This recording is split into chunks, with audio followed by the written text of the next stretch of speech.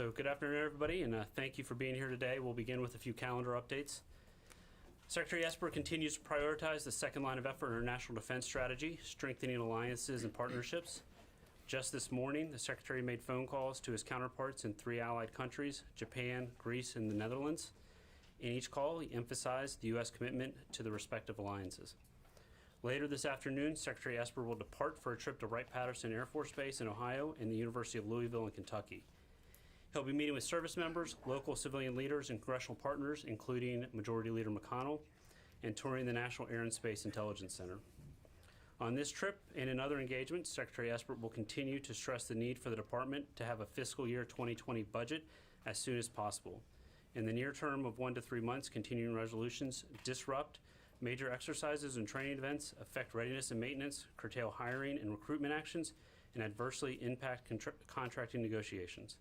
The department's ability to implement the national defense strategy depends on steady, predictable funding from Congress, and Secretary Esper will continue to engage with members on this topic.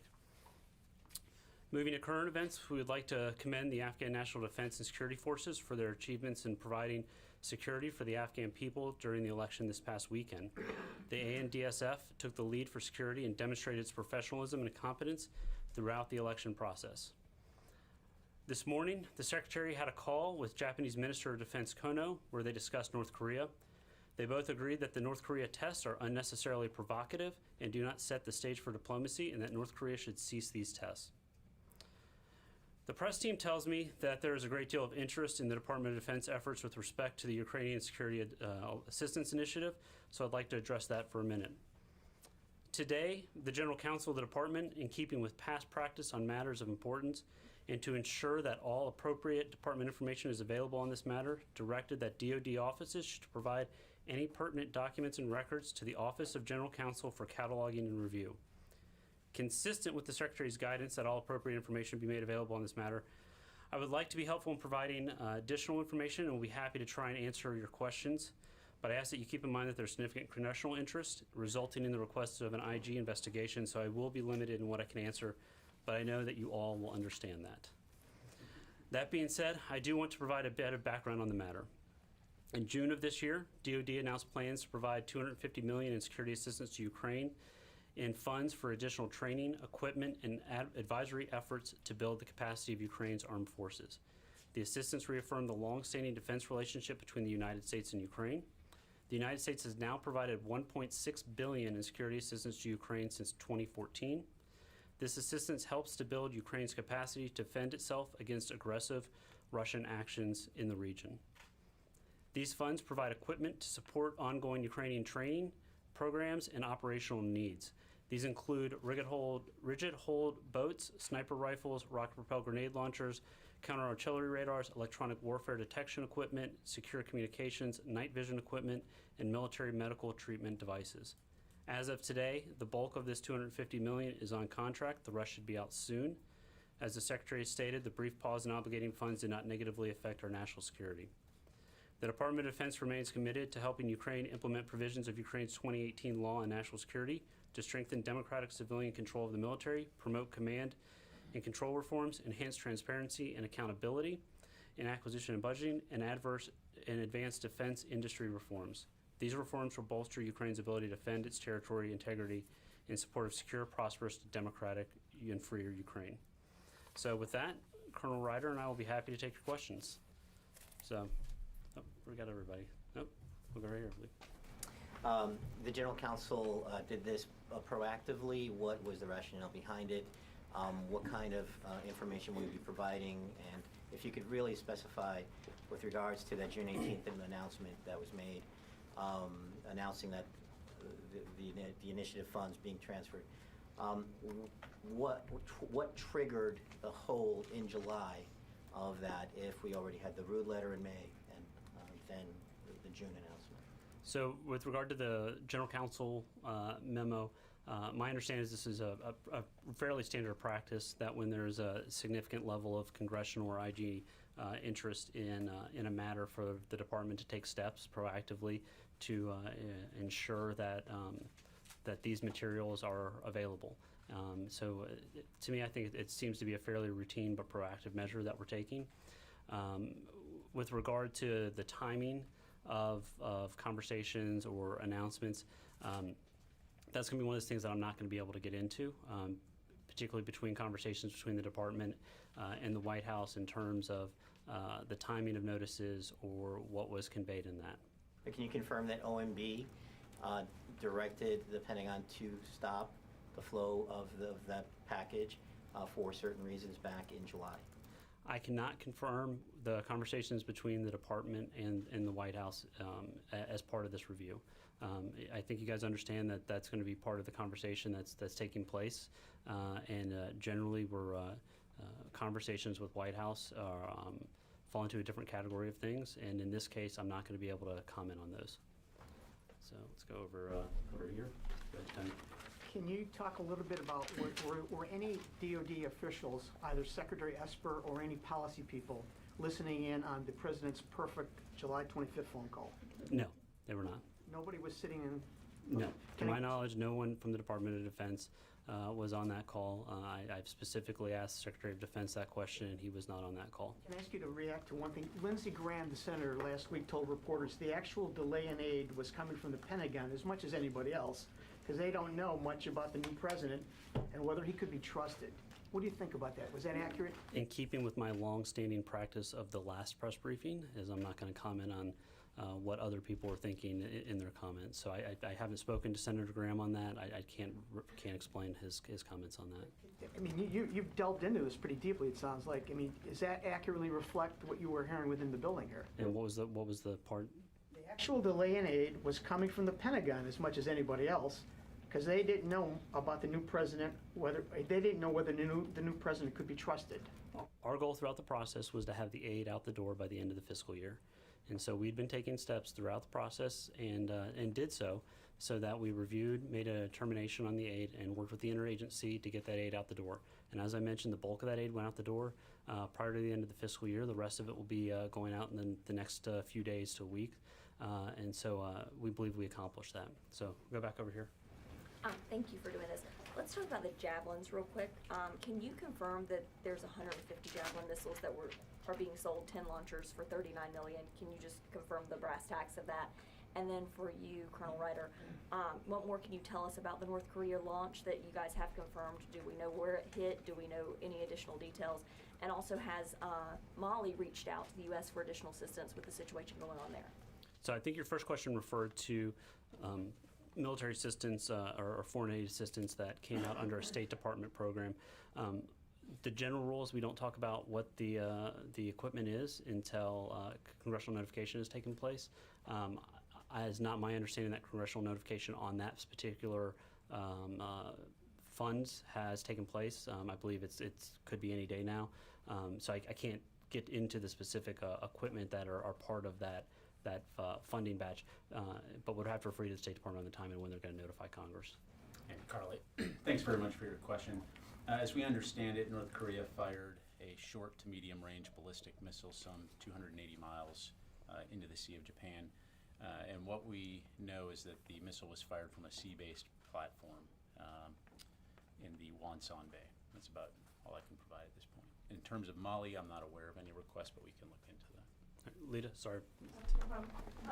So, a couple questions. One, has the Secretary asked for any review other than this General Counsel collection of data? Has the Secretary asked for any sort of review to also kind of see what DOD's role may have been in this? And then secondly, has the Secretary had any conversations with allies over the last couple of weeks about this issue, and is there concern that other allies may worry that similar requests may be made of them regarding political strings on aid? So to the first one, I'm not aware of any further investigation. I think the department is, throughout the process, we've been clear in our review of the determination whether to go through with the sale, and have followed the process that I think is pretty well laid out and that we are familiar with. And there's been, to my understanding, there's been no hint or allegation of any type of change in our process here at the department. So I'm not familiar with a request for review on that matter. But with regard to your second question, Secretary has had a number of conversations with his allies and partners. I'm not going to speak to the context of all of those, the ones that I've been present for. But I think our allies are fairly comfortable with the fact that the United States has been focused on partnership and alliances around the world and working with our partners. We just traveled through Asia. We just did a European trip. The Secretary's going to be traveling again and meeting with allies. He's been doing bilats. We've been very consistent that we're going to be supportive of our allies and partners. We're going to continue to follow through and present and press forward on aid packages. But one thing that's been consistent that the administration has said and the President's reiterated and the Secretary's reiterated to our allies and partners is we're expecting our partners to do more. We want partners and allies to not only be standing with us, but to have capabilities when they're standing with us. And that's something we've reiterated throughout. So. Hi, thanks for doing this. You mentioned at the beginning the Secretary Esper had calls with 3 of his counterparts. At the end of October, it's going to be a year since active duty forces were sent to the U.S.-Mexico border. And Secretary Esper, the last we heard, has not yet called his Mexican counterparts to discuss the border deployments and areas of mutual concern. Two-part question, please. One is, when do you were there when we talked about this before, when do you think he may get a chance to do that? Second, in lieu of that, what's the highest level of military-to-military contact the U.S. has had with its Mexican counterparts, and when was that, please? So on the call, I know that there's been efforts to schedule. I don't know if it's actually fallen on the calendar yet, but I had this conversation with him recently, and I know that there's been a outreach to the Mexican Defense Minister to set up a call on that. I mean, I would reiterate, though, that much of the interaction with the Mexican government on that issue is going to be State Department or Homeland Security led, not DoD led. I'll let Colonel Ryder answer the part on the mill-to-mill conversations, but obviously through NORTHCOM and through SOUTHCOM and through other entities, we have conversations with them. Sure, thanks, sir. Obviously, we do enjoy a very good mill-to-mill relationship with Mexico.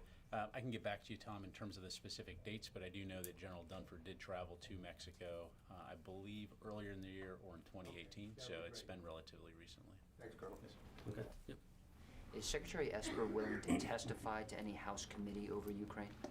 I haven't asked him that question, but I think that the Secretary's been very open about this. He's talked to you guys a number of times over the last week about this, and he's reiterated time and time again that the things we considered for had Ukraine taken steps to address corruption in their defense industries, were our allies and partners that are part of the multinational coalition that support Ukraine, were they providing aid, and whether we thought the aid was going to be effective. And so the Secretary's been transparent in talking about that, and I foresee no change in his policy on that. So last night there was a nighttime jump that involved over 20 paratroopers being injured. Any update on that? Thanks, Lucas. So I would refer you to the Army for some of the specific details, but my understanding was that last night around 8 o'clock or so, there were approximately 80 to 90 soldiers participating in airborne operations at Camp Shelby, Mississippi, and there was in terms of landing on the drop zone, it appeared there were some issues. All of the soldiers have been accounted for.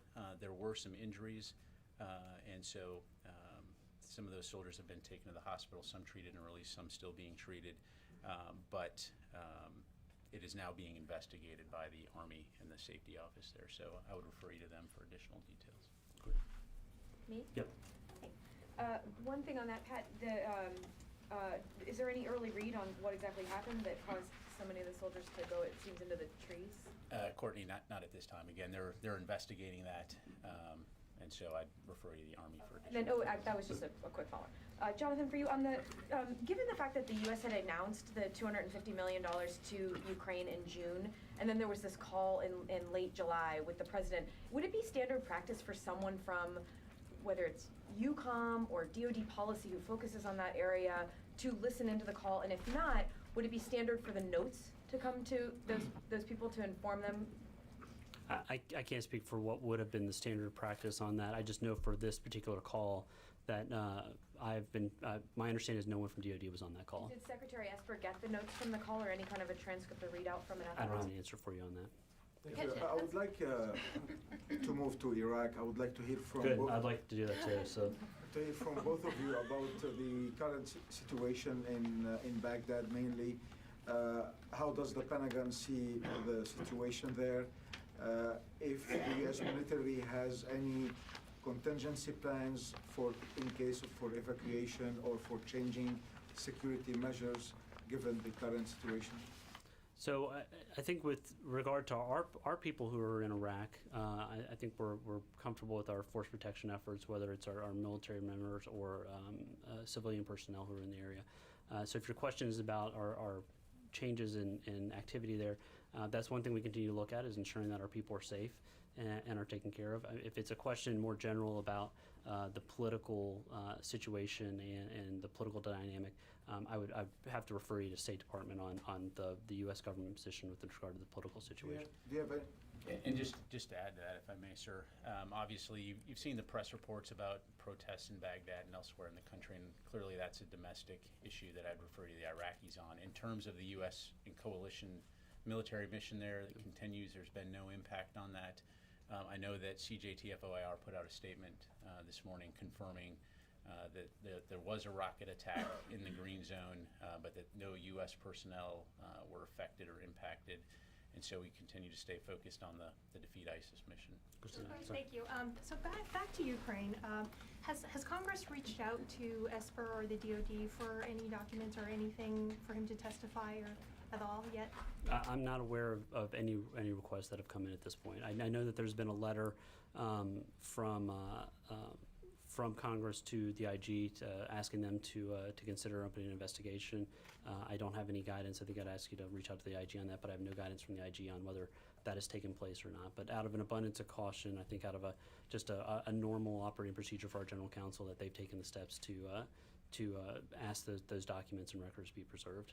Is that something that, I'm sorry, is that something that Secretary Esper asked the DoD IG or the General Counsel to have the DoD IG do, or I'm sorry, could you explain what the action is that the DoD is taking on this again? So right now, the General Counsel will be providing the senior officials and leaders in the department with guidance on ensuring that they provide all documents regarding this issue to the Office of the General Counsel for maintaining, cataloging, and review for future use. So that's what's taken place.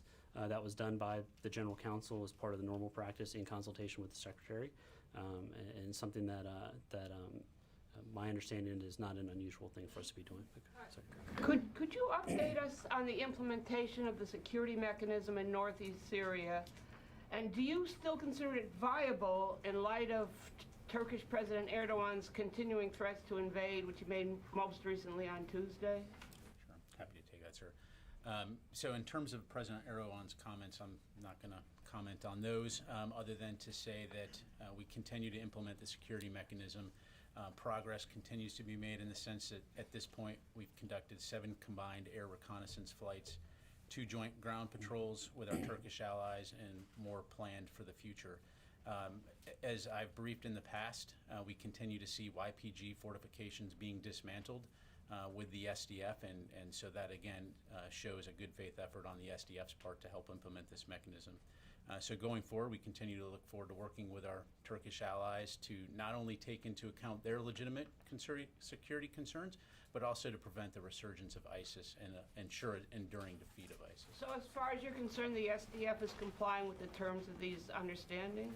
Again, we continue to work with them. We continue to see fortifications be dismantled, and so we recognize there's still a lot of work to do, but we're confident that progress is being made. Right. Barbara? Couple of questions. Can you release a copy of what the General Counsel guidance is to the news media? Does it include not just departmental communications, but interaction with the White House? And my other question is more to the Secretary, kind of once and for all, if you will. Did he ever know that there were political overtones from the White House, the President, vis-a-vis the Bidens, on the aid being held up, and not what his understanding was on the 3 talking points, but did he ever know, when did he come to know there were political overtones on this? And this Congress, starting with Senator McConnell, asked him why the aid was being held up. What did he tell them? But also the release of the document. I will take questions 1 through 3 first and get to the other ones. On the document, I've asked the General Counsel if we can release that, so I expect that we will be providing that to you guys either later today or first thing tomorrow, once he gets that cleared out. With regard to Does it include interaction with the White House? so it will include all records and communications that are at the department that are on this matter, and so that would include conversations in and outside of the department. The question I think you had on Senator McConnell. Well, when did the Secretary ever know that there were political overtones? When did he come to know that? And when Congress, starting with Senator McConnell, asked him why the aid was being held up, what did he say to Congress? So the Secretary stated his understanding of the process and the things that were looked at with regard to that aid. He mentioned that last week we were in Norfolk. He mentioned it in the briefing in the bilat on Friday, that he was aware of the concerns on corruption, and he was aware of concerns with regard to our allies contributing additional funds. So those are the things the Secretary was aware of that he has mentioned previously. What did he tell Senator McConnell, and now does he have any concern that he was not aware of this? So I'm not aware of the exact conversation he had with Senator McConnell, but I do know from the start of the process, from when the Ukrainian Security Assistance Initiative legislation and funds were allocated, that the department has been consistent in our interaction with Congress in pushing forward to actually see these funds released and to see them expended by the end of the fiscal year. That's been a theme throughout the Secretary's conversations with members of Congress and with others. So if this is the case, what does it say that he didn't know what was really going on with the White House about one of his key programs? Well, Barbara, I would quibble with the question there a little bit, but I would say the Secretary was aware that there was a delay and that we were working through it. And our goal continued and was persistent throughout, was to get it out by the end of the fiscal year, and we were able to do that. So from our perspective, and the Secretary said, there was no impact on national security, and we were able to achieve what we set out to do. So, sir. Thank you, Jonathan. So I have 2 questions, one on Iraq and one on Turkey. I mean, it seems it's clear for the Turkish side is frustrated with what you call security mechanism and they call safe zone. I mean, you can't even agree on what to call it. And Erdogan is sending clear messages and signals that Turkey has no option but to take unilateral actions in northeastern Syria. I'm not asking you to comment on what he said. I'm asking situation on the ground. Are you concerned that Turkish forces will go inside Syria? Are you seeing any indications of that? That's the first question. The second question on Iraq, there's been this issue of General Abdel Wahab al-Saadi, his removal from the counter-terrorism forces by Prime Minister Adel Abdel Mahdi. And we're seeing in the media in the region analysis basically saying that he's the victim of power struggle between the U.S. and Iran because he has strong ties with the U.S. Can you address that issue as well?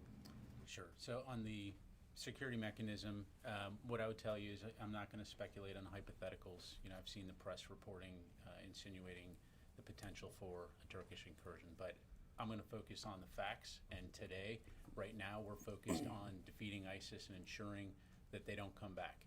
And so we believe that dialogue and coordinated action with our Turkish allies is the key to success. And again, if you step back and you look big picture, how much territory ISIS once held in that area and how much territory they no longer hold in that area, it's important that we all work together to ensure that ISIS does not come back. So from a Department of Defense standpoint, we are singularly focused on the enduring defeat of ISIS, and we'll continue to work very closely with our Turkish allies to make sure that happens and that their legitimate security concerns are addressed.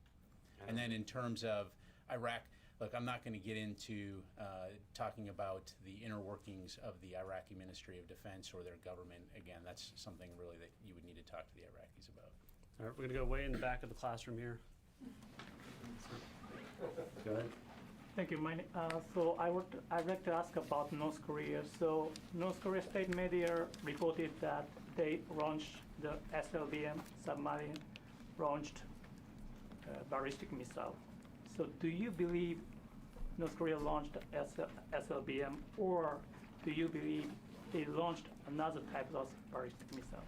So I'm not going to get into the specifics of what we believe the actual missile was, other than to say, again, we assessed that it was a short to medium range ballistic missile. And I would say that we have no indication that it was launched from a submarine, but rather a sea-based platform. So according to Japanese assessment, their missile has been developed into Japanese EZ. So how would you characterize this missile launch? So do you think it's a very it's a significant threat to Japanese? I think I would point you back to the call between the Secretary and Minister Kono this morning. They both reiterated that this was unnecessarily provocative and not helpful in an effort to get the North Koreans back on a diplomatic path. So, I wanted to go back to the DoD General Counsel and the request for all relevant documents. Can you help me? This is a process question. Can you help me understand what happens with those documents? That is, once those documents are collected, if they find a problem, is there a requirement that they go to Capitol Hill? Is there a scenario where they could go to the White House? What happens in that review process, and under what situation would those documents leave the Pentagon? I don't have an answer for you on that question, despite my protesting frequently to the General Counsel that I should be able to practice law from the podium. I'm not allowed to. But I can take that question for you and get with the General Counsel team and try to get back to you on that. So I get a couple more. Hey, sir, can you give us an update on the movement of equipment from military equipment to Saudi and the UAE? Just give us a status update on that. Has the equipment got there yet? And have there been any further decisions to send THAAD battery or have a permanent aircraft carrier presence in the region yet?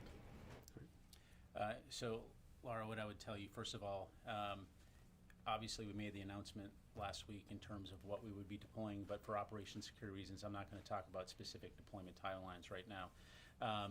In terms of the UAE, it's important to highlight as well that the deployment of those forces is to Saudi Arabia, not to the UAE, okay? And so that consists of working with State Department to help expedite some pre-existing requests, military aid requests or assistance requests that UAE had requested. In terms of the carrier, what was your question again? Has there been any decision in terms of perhaps maintaining a continuous aircraft carrier? Yeah, right. So in regards to our aircraft carriers, regardless of where they are in the world, again, for operation security reasons, we're just not going to talk about deployment timelines. And just to follow up, can you say that whether it's your assessment that there has been any change in posture from Iran or any other actors in the region due to the decision to send this additional equipment there, whether or not it's actually reached the region yet? Sure. So what I would say is that obviously we continue to see, Iran posing a threat in the region, and so we believe that we've responded accordingly, and that we have the forces we need in the region to not only protect our forces and those of our partners in the region, but also to deter future aggression by Iran against the United States. We're going to go, Dan. Sorry, can I follow up? Did you just say you have enough forces to protect? As part of our your partners, like correct. I mean, it's obviously in the region. I'm sorry. What's that? How did that work out with Saudi Arabia during? I mean, if there's a similar attack, do you have enough resources in the region now, the one that happened on Aramco, to defend your partners? What I was saying was we have enough forces in the region to protect our security interests in the regions, which includes working with our partners to help them defend their interests as well. Dan? Thank you. If nobody in DoD was listening in on the call, and it seems unclear how many people in DoD are even aware of the call, is the Secretary concerned or comfortable with the amount which the department is involved in national security decisions at this point? Yes, I think we're very comfortable with that. The Secretary has a solid working relationship with with the President, with Secretary Pompeo, with the National Security Advisor, and the Joint Staff does as well. So that's not a concern. I mean, you guys have asked about a one specific call and as to whether the Secretary was on a call that took place in July, and are reading into that much more than would take place. The Secretary has an incredibly busy schedule and is working on a number of different issues at any one time. He doesn't spend most of his day sitting on other people's phone calls. So, all right, last one. So, back on Turkey, the Turkish and American kind of deal is just currently extended between Tel Aviv and Ain el-Issa.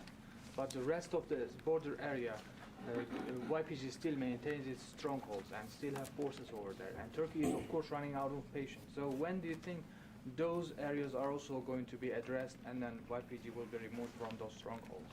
Yeah, Qasim, thanks for the question. What I would tell you is obviously we're focused on the areas where U.S. and Turkey have agreed to work together. I know that there's ongoing dialogue, and so, in the future, if there's something additional to announce, we certainly will do that. Okay, guys, thank you very much. Clarification on the memo, when you say that it's going to include communications outside the department, that means with foreign leaders as well? So if people in this department are having contacts with foreign... I'll get back to you on that. Okay, thank you, guys.